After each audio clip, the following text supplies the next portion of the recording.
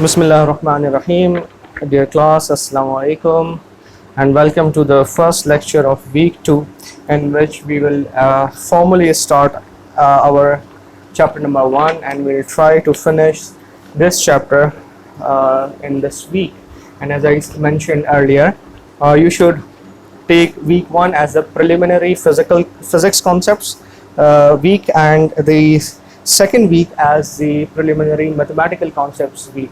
So we will be discussing mathematical concepts in this week, and later on we will from week 3 inshallah we'll try to start the electric fields, and then magnetic fields, and then electromagnetic fields. All right, so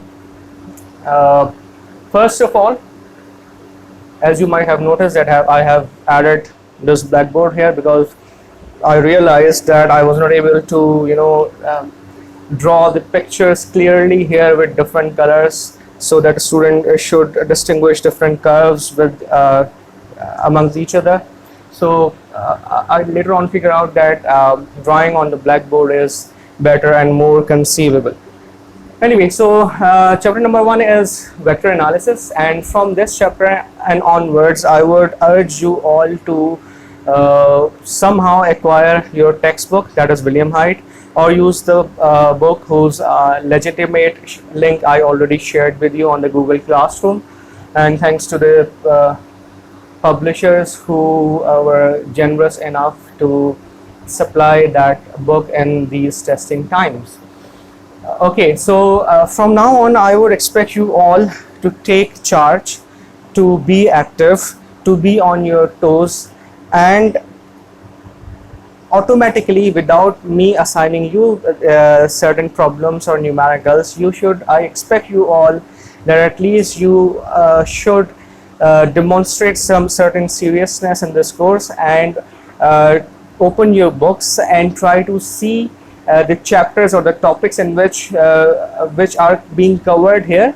Try to search those topics in the book and try to solve all, let me repeat, all the numericals of that numericals related to the topics discussed here in these sessions.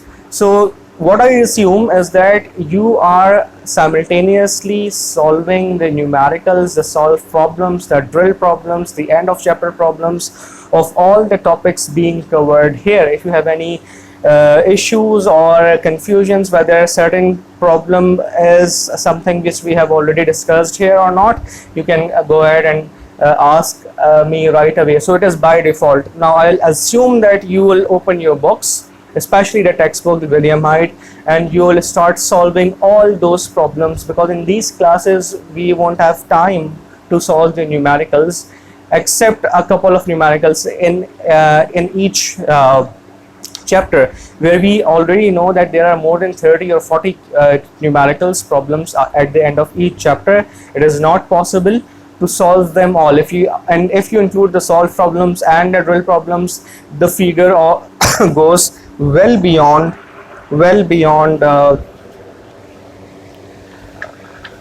the figure goes well beyond 50. Okay, so that's the reason why I would say I will urge you all to solve the problems by yourself, and try to do it. If you are able to understand the theory that I have put forward in the class, then you solving those problems won't be difficult. I cannot promise, but I will try to solve a couple of problems just to give you an idea how to use a formula and demonstrate the limitations of certain formulae. Alright, so chapter number 1 is all about vector analysis, which includes vector algebra and vector calculus. That's it. Okay. Vector algebra means addition, subtraction, multiplication in vector domain, and vector calculus means taking integral, curl, and differentiate an equation involving vectors, so on and so forth. So the prerequisite knowledge which I would assume here is that you know how to solve, how to take common integrals, and you know what a function is, what's the difference between a constant value and a function, and things like that. Okay, so this is the basic prerequisite knowledge that I would assume that you possess.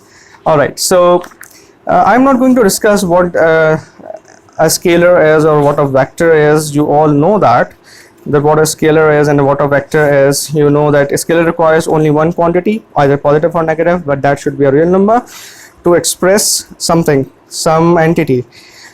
All right, and complex complex variables need two things to represent a quantity. One of that value should be direction, but there is another type of entities apart from scalars and vectors, and that are known as complex scalars. And complex scalars are nothing but phasors, the entities which require two real numbers, none of which should be a direction. So I don't think I need to discuss further on these terminologies. All right, one more thing, that when we talk about this algebra, vector algebra, we know that algebra means addition of two vectors. You all know how two vectors can be added together using parallelogram law. You all know that. Then you know that vector addition follows commutative law. That is, if there are two vectors a and b, if you add a plus b is equals to b plus a, that is commutative law. You also know that vector addition follows associative law. If there are three vectors a, b and c, if you add a and b first and then add the resultant to c, it will give you the same answer if you add b and c first and then add the resultant to a. So this is associative law. One more thing, if I ask you to locate a vector in three-dimensional space or two-dimensional space, remember that I'm asking you to locate the tail of the vector. Okay, locating a vector means locating tail of a vector, the coordinates of the tail of the vector. Okay, all right, then there is a terminology known as coplanar vectors. Two vectors or more than two vectors which lie on the same plane are known as coplanar vectors.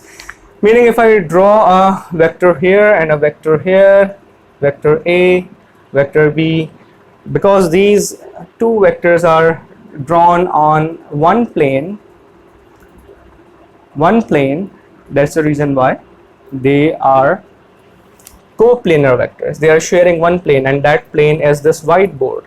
If I had drawn two vectors here on the blackboard, then those two vectors would have been coplanar vectors because they are drawn on that blackboard, which represents a plane.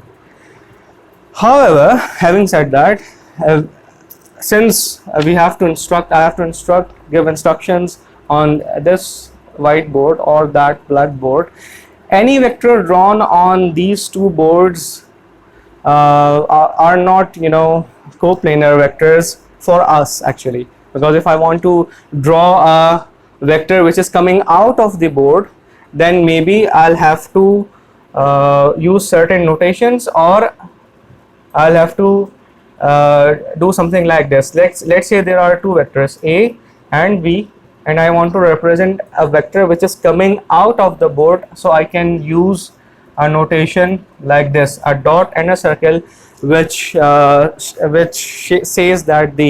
signifies that the third vector, which may be c, is coming out of the board like this in the direction of this marker.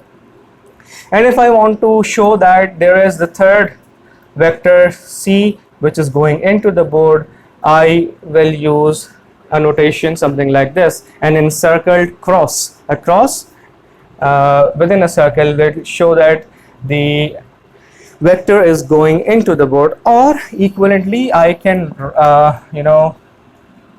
I can draw it like this, c. So you should not take it as a coplanar vector. C is not coplanar vector in this case, and it will be clear when we'll be discussing things, and if you put things in perspective correctly, you will be able to identify that this vector C is not coplanar, rather it is perpendicular to these two coplanar vectors A and B. वो vectors जो एक plane पे बनाए जाएं वो coplanar vectors कहलाते हैं. Okay, so that's all I wanted to talk about the fundamental things about vector addition, subtraction, and you should know that vector addition and vector subtraction works in the same fashion. If I have got two vectors A and B and I want to add them, if I've got vector A and vector B, A and B, what I can do, I can slide that vector here, vector B, and apply the parallelogram law. Okay, so these two vectors summed together will become this. And if I want to take subtraction A minus B, it means that what I'm trying to do is I'm trying to add a vector which is minus B into, I want to add this minus B to A. So what it means that if this vector is A, then minus B means keep the magnitude same and change the direction. So now if I want to do this operation, so again I have this vector A and I can slide this vector here. You can easily slide a vector within a space to perform vector algebra. Okay, but you cannot, while sliding a vector, you cannot change its direction or orientation, and you cannot change its length. If you keep these two things together, you can just slide it together. Okay, so this A plus this minus B will give you the resultant vector, which is A minus B. And I'm sure you all know these things and must have used these vector algebra operations frequently in your previous classes. So I'm not going into much details. I'm not going to discuss any further on that. All right, so but what I want to discuss here is something which might be new for many of you.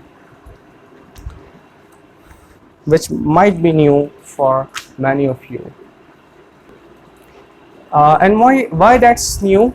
Because you have already learned these things, but it might be possible that you have not seen it in the way which I'm trying to show you in. So this first topic was for this lecture was to discuss basic algebra, plus, minus, and things like this. Second major topic of this chapter is to study various coordinate systems.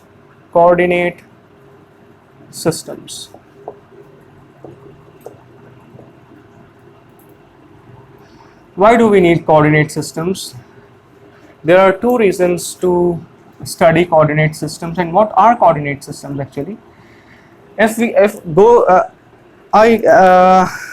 Okay, may I give you an example? Go in a space some few billion miles away from any planet. You're in the space, and let's say you want to locate the nearest star or the nearest planet from you.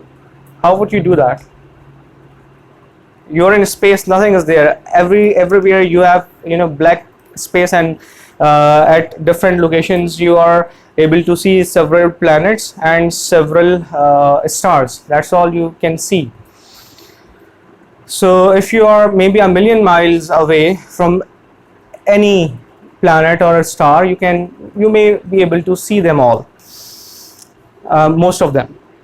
So you want to locate them. How can you locate them? Okay, if you are there with one of your students, let's say, and if a student wants to ask you to locate a planet, let's say Earth, what would you say? You would say, there we go, there is Earth, let's say. If the same student asks you uh, to locate an star A, for example, you say, okay, there is that star A. So is this enough? Maybe it may be enough for your student to get the direction of that Earth or that star A.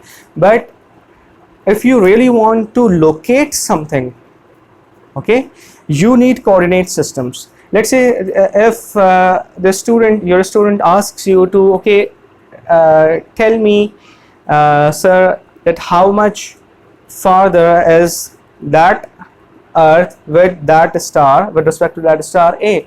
You have no means to do that until and unless you have established a certain arbitrary reference point with which you locate the distance of Earth, the direction of Earth first, and just including its distance, and also locate the direction and distance of that star A, and then somehow perform certain algebra to find out the distance between that Earth and that star A.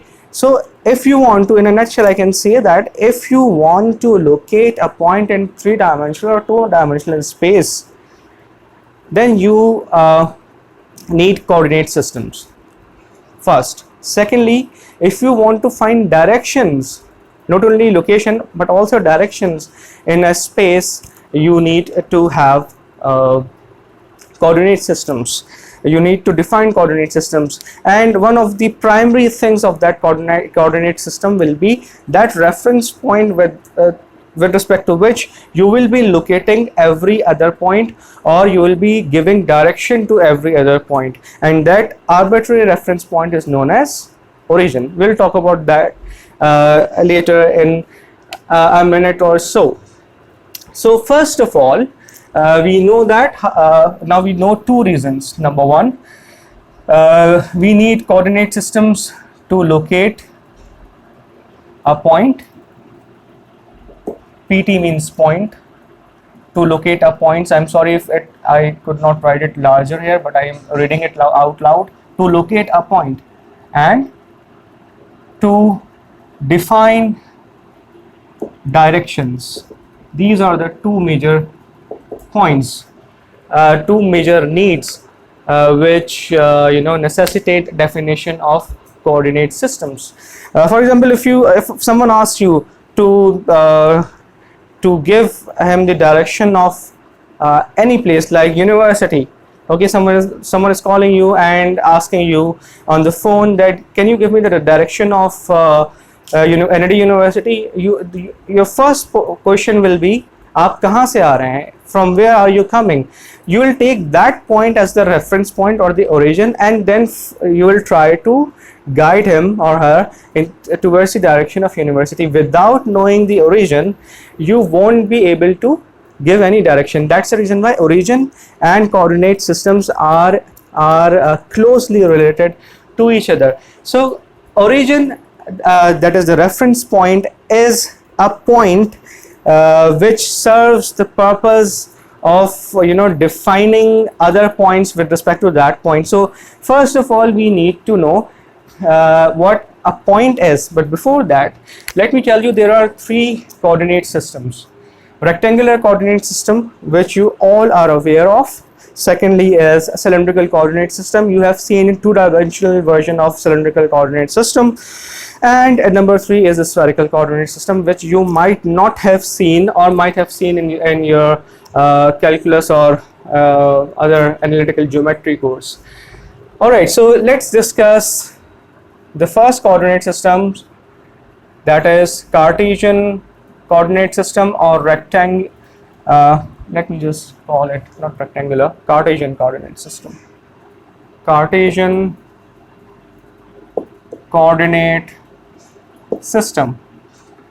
Okay, and in order to understand a coordinate system, you need to define a point in that coordinate system, you know how you should know how a point is defined in that coordinate system in all 3 dimensions if possible. Then you should know that how a right-handed and left-handed coordinate system is developed.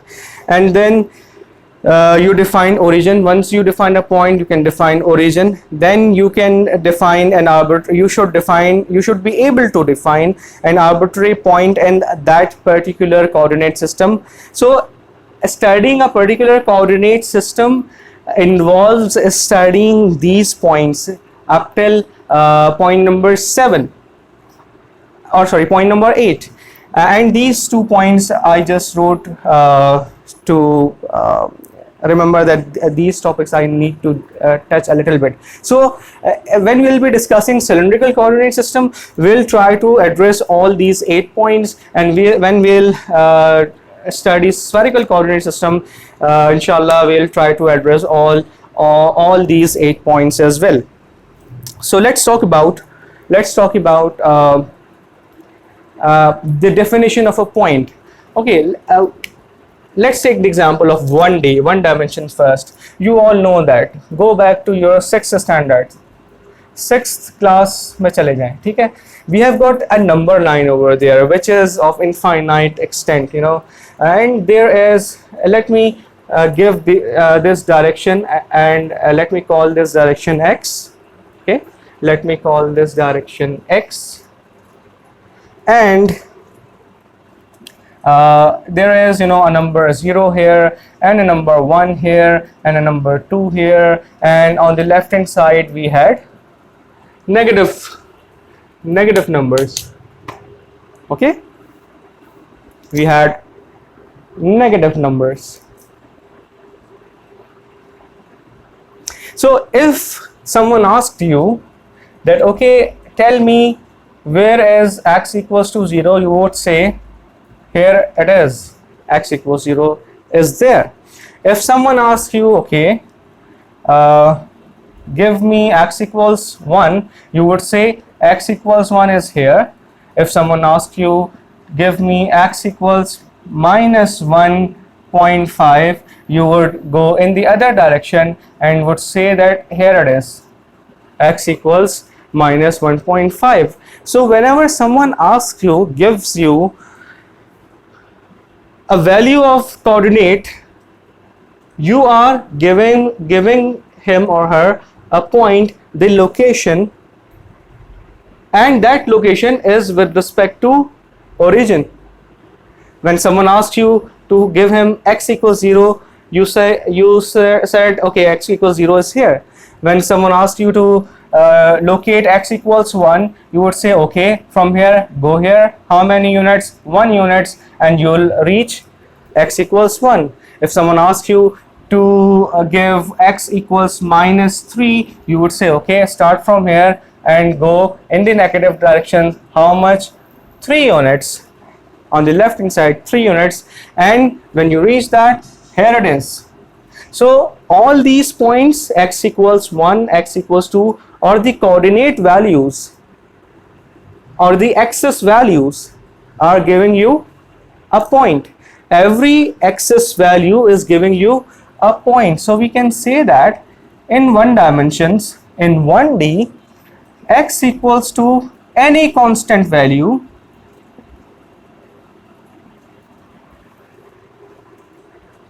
gives you a point. In other words, we can say that this equation, x equals to any constant value, gives you a point, and this is the fundamental shape or the primitive shape associated with one-dimensional coordinate system. Okay, because at only one point you can get the value 1. At only one point you can get the value minus 1.5. That's all. This is one-dimensional system. Compare this one-dimensional system to two-dimensional system. Let's say we have got a two-dimensional system X, which is based on one-dimensional system actually. So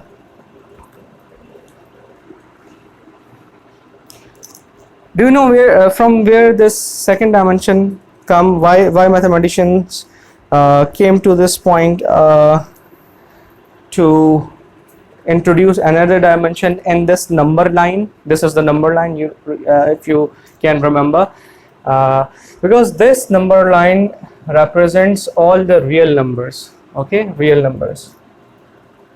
But when mathematicians were working with numbers and playing with numbers and algebra, doing lots of algebra, they came across a special type of number which ended up in this expression, yes, and they were not able to locate this value anywhere here, or they came up with this number, which again can be reduced to this. So okay, they were able to associate 2 somewhere here on this line, locate, sorry, not associate, but they were not able to locate this entity which is being multiplied by 2. So after a lot of pondering over, they said that okay, this is something which is not real, which is not a real number, so we cannot represent this number on this real line. So we should introduce another axis on which these imaginary numbers can be, these weirdly looking numbers can be represented. So they said okay, a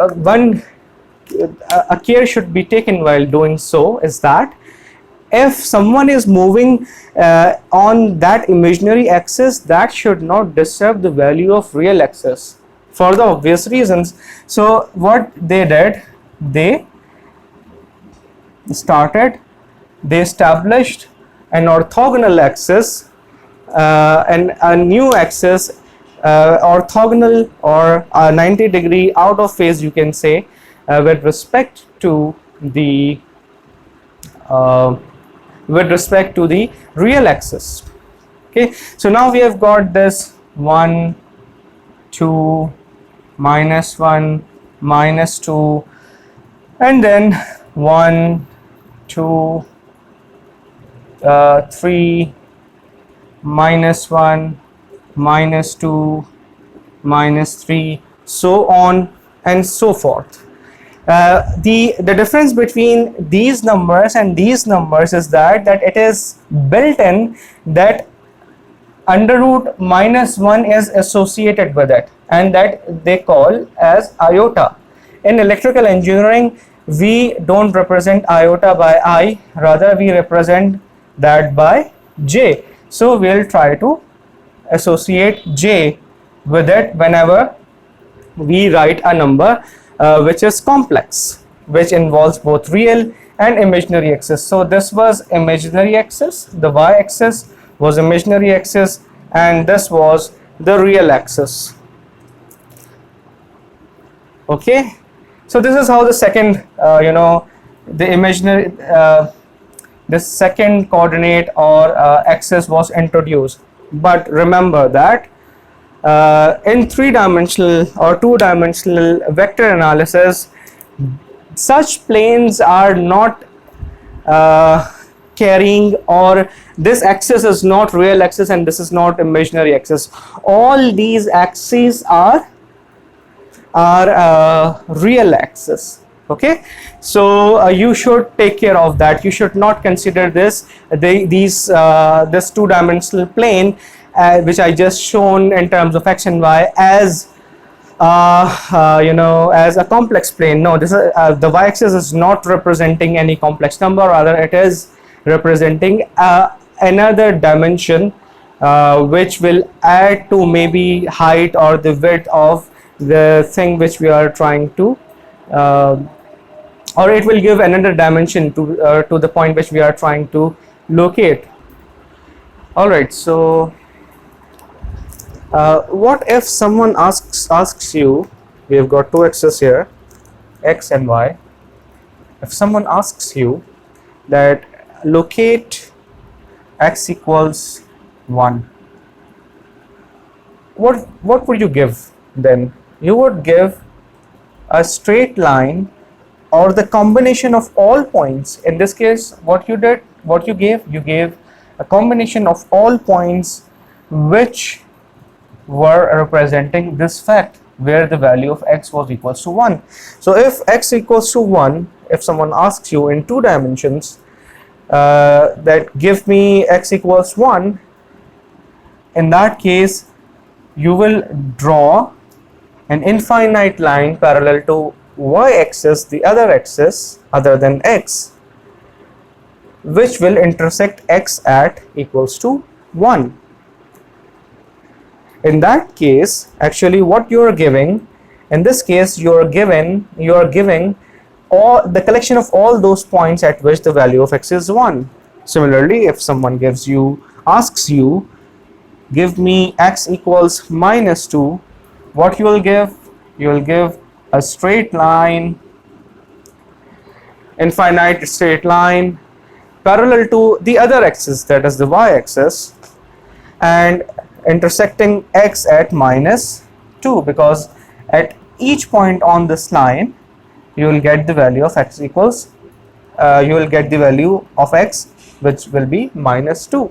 So actually what you're giving collection of all those points which has the value of x equals to -2.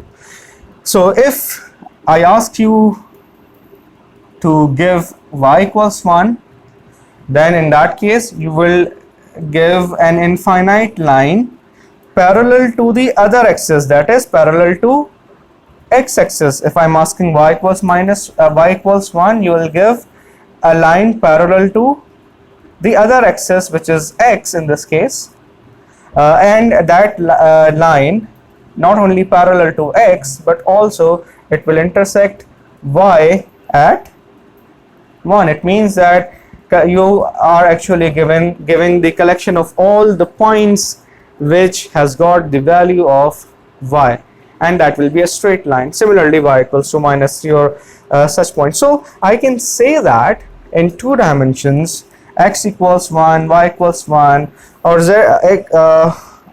in general x equals any constant or y equals any constant is a line just like this. In one dimension you said that this is x equals constant is a point. In this case it is a line, and a line is a fundamental shape. I'm just writing in short in 2 dimensions. What do we mean by fundamental shape? By fundamental shape we mean that every other shape will be defined in terms of fundamental or primitive shape. Fundamental or primitive shape. Okay, so if I want to define a point in 2 dimensions, that point should be defined in terms of the fundamental shapes. So in 2 dimensions, how do we define a point? We define a point that a point is formed by intersection of 2 fundamental shapes which are x equals constant and y equals constant. So actually this point, in reality, it is representing a point. This point is representing 1, 1 because it is intersection of 2 fundamental shapes in 2 dimensions which are x equals 1 and y equals 1. Similarly, this point has got the coordinates of -2, 1 because this point is the intersection of 2 fundamental shapes which are x equals minus 2 and y equals 1. So are you getting, I hope you would be getting the crux of the whole discussion, that what a fundamental surface means. A surface which actually, sorry, not surface, a fundamental shape is something in whose terms you define every other shape. In one dimension, actually the fundamental shape is already a point. Okay, so what you can say is that the fundamental shape is always one dimension lesser than the number of coordinates, or I should say that the dimension of the fundamental shape is always 1 times lesser as compared to the dimension of the whole system. For example, for the one-dimensional system, the fundamental shape is 0th dimension point, because point has got no dimensions. Okay, it is the only entity which has got 0 dimensions. And for two-dimensional system, the fundamental shape is a line which is a one-dimensional entity. A line is a one-dimensional entity. Okay.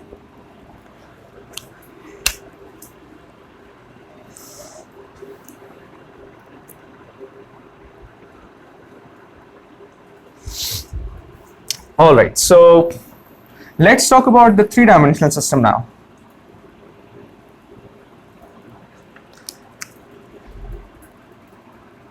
Okay, three-dimensional system. So because we know that a room or this universe is three-dimensional space, so we should be able to, establish a system which is three-dimensional in nature.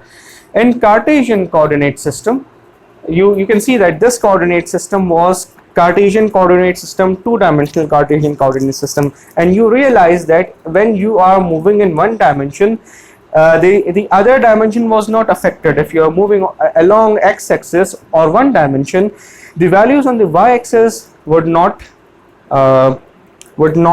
change. Okay, all right. So it means that if we are now going to introduce the third dimension in this two-dimensional system, we have to introduce another coordinate. If we move along that coordinate, the values of other two coordinates should not change. So the only way possible is to introduce that coordinate in the direction which is perpendicular to both x and y, or which is, in other words, which is perpendicular to this whiteboard. So this is how we are going to represent that.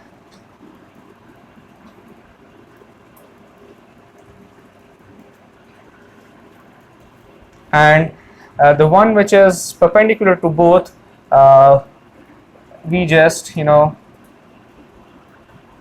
add another axis here. Okay, so now which one to label x and which one to label y and which one to label z brings us to this point number 2. Okay, and by the way, we are still discussing this point, but which labeling brings us to this point. So there are two types of coordinate system, you all know, right-handed and left-handed. So if you curl your fingers from x-axis to y-axis, the thumb should show you the direction of z. In the right-handed system, if you use your right hand, so that will be right-handed system. And for the left-handed system, if you move your finger from x to y, then thumb will show you the direction of z. Both systems are used, okay, but mostly studying electromagnetics, we use the right-handed system. If following that convention, if I label this axis as x-axis, so this one will be, and this one as y-axis, then this axis will be z-axis. So since this is a three-dimensional space, drawing a three-dimensional space on a two-dimensional plane is always challenging. So it is always a good idea to try to relate things uh, um, with reference to the room in which you are sitting. Perhaps I assume that you are sitting in a rectangular room. uh, when I'm in class, I usually take the reference of the class. But okay, assuming that you're sitting in a rectangular room, because this room where I'm recording this is rectangular, so maybe I can I can give reference to this room. So if, let's say, and by the way, for the one, I just forgot one thing. For the one-dimensional system, you had origin at the center with the value 0. So you would say that x equals to 0 was origin. Okay, because you were keep referring to other values of x with respect to, you were keep referring to other values of x with reference to this origin. In the two-dimensional system, this is the origin, okay, where the values of both x and y are 0, because if you would try to reach to some point, the best reference point is the point at which the value of both x and y are 0. So in other words, I can say that origin is formed by two fundamental shapes, x equals to 0 and y equals to 0. Two lines, x equals to 0, sorry, x equal to 0 and y equals to 0. Two lines form the origin of the two-dimensional Cartesian coordinate system. Similarly, if I give you this coordinate system and we have got, 1, 2 and 3 markings here, -1, -2, -3 for x-axis, similarly 1, 2, 3 and so on for x-axis, and 1, 2, -1, -2 for z-axis. Okay, I know all this cluttered together, but I think you can still see it. Vertical lines for y-axis, horizontal for z-axis. Okay, and maybe I should use some cross lines here for x-axis. Okay, just to distinguish. So now if I ask you, because we have got three coordinates now, what is the value of, or how, if I ask you to give me x equals to 1, what does it mean? It means that I am asking you, just like this case, I was asking you the collection of all those points at which x was equals to 1. Here I am asking you to give me the collection of all those points where the value of x is equals to 1. And in 3 dimensions, you should expect that you should get an entity or a shape which will be 2-dimensional in nature. Just like in 2-dimensional case, when I asked you to give me x equals 1, you gave me this line which was 1-dimensional in nature. So in 2-dimensional coordinate system, we get the fundamental shape of 1 dimension in nature. So for 3-dimensional coordinate system, x equals to 1, which is the fundamental shape, should be 2-dimensional in nature, 1 dimension lesser than the coordinate system itself. So we know that a plane is a 2-dimensional entity. So I cannot draw it here, but otherwise it will all be messy. But just let me just give an idea. A plane, sorry, this is actually y equals something. A plane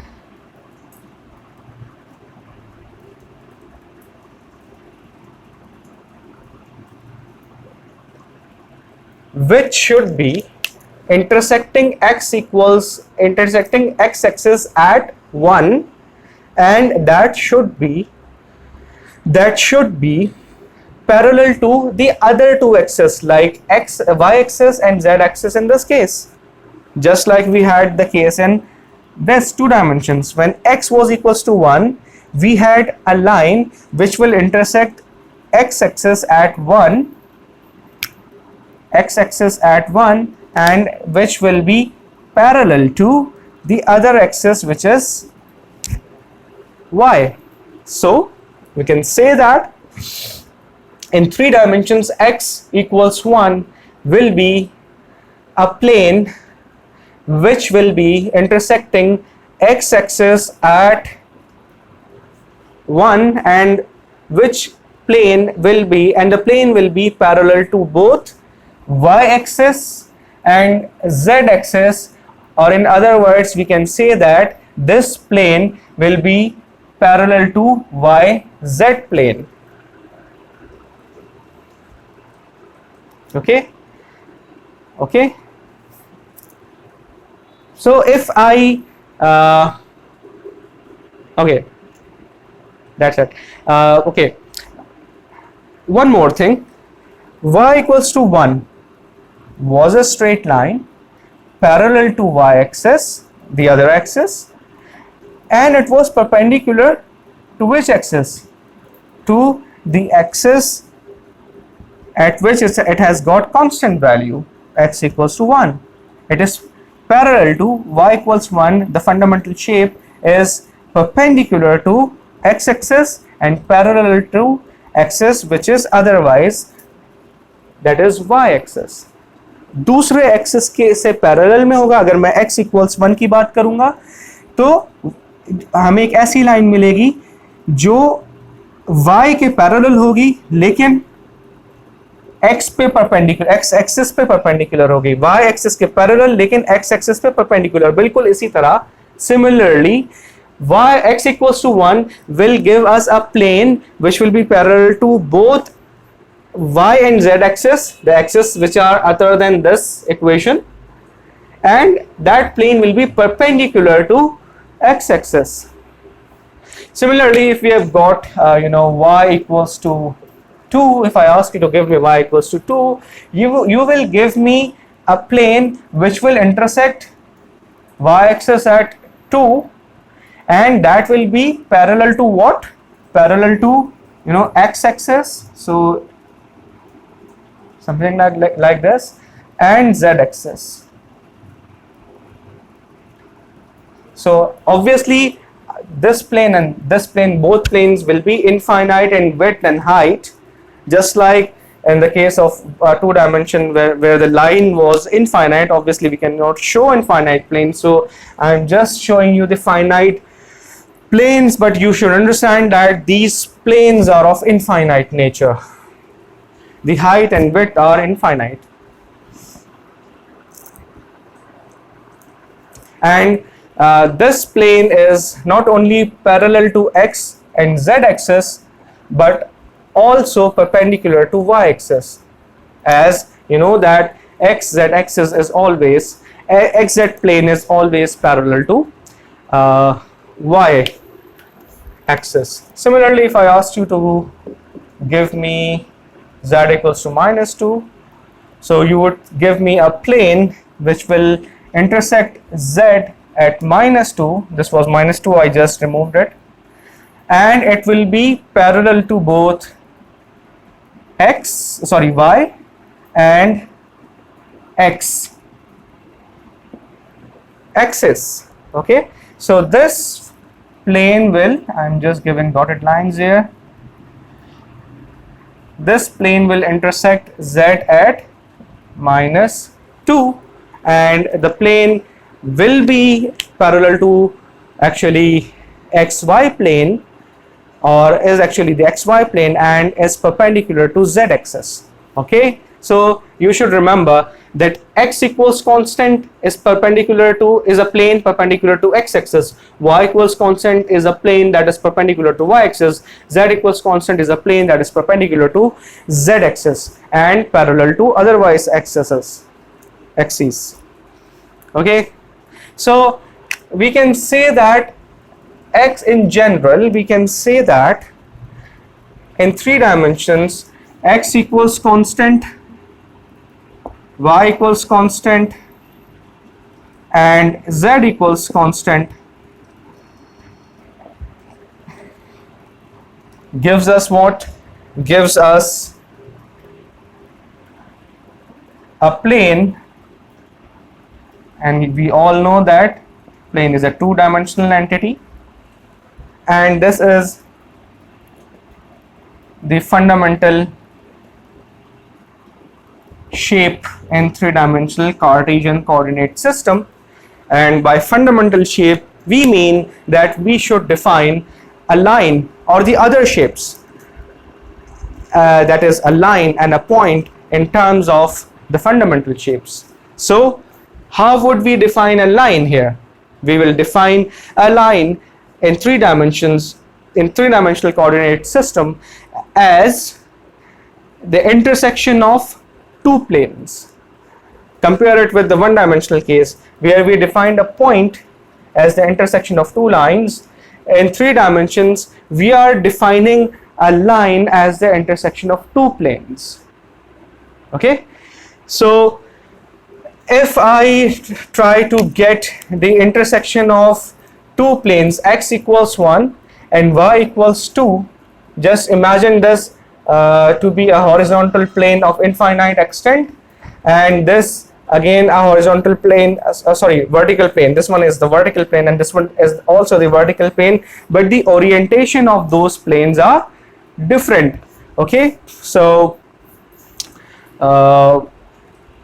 then let me take this empty tissue box here. Okay, I wish I could just hide the brand name, but never mind. So this plane is what? This plane is parallel to this, so you can consider this to be x equals to 1, and this plane y equals to 2 is this plane. Okay, the intersection of these two planes is forming a line which is parallel to the third plane which is missing here. This is x equals to 1, this is y equals to 2, both are intersecting to get a line which is perpendicular to z axis. Okay, try to establish the connection. Okay, similarly if we try to find a line which is formed by the intersection of these two fundamental planes, then in that case y equals to 2, let's say that is this plane, this one, y equals to 2, and z equals minus 2 is this horizontal plane, this one.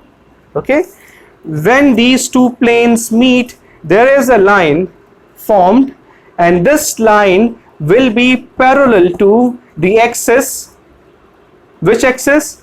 X axis, because we use these two axes, these two fundamental shapes to form the line, and that will be parallel to, the line will be parallel to x axis.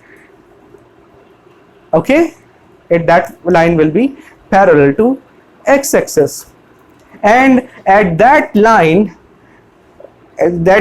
meaning that line formed by these two fundamental shapes, this line will be of infinite extent. Okay, and wherever, no matter wherever you are on that line, the value of x, the value of y will be 2 and z will be minus 2. The only entity which will change will be the x coordinate. I hope I made myself clear here.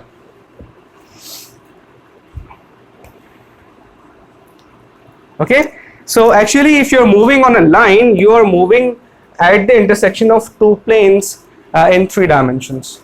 Okay, so if we take the example of this one, so x equals to 1 is this one, y equals 2 is this one.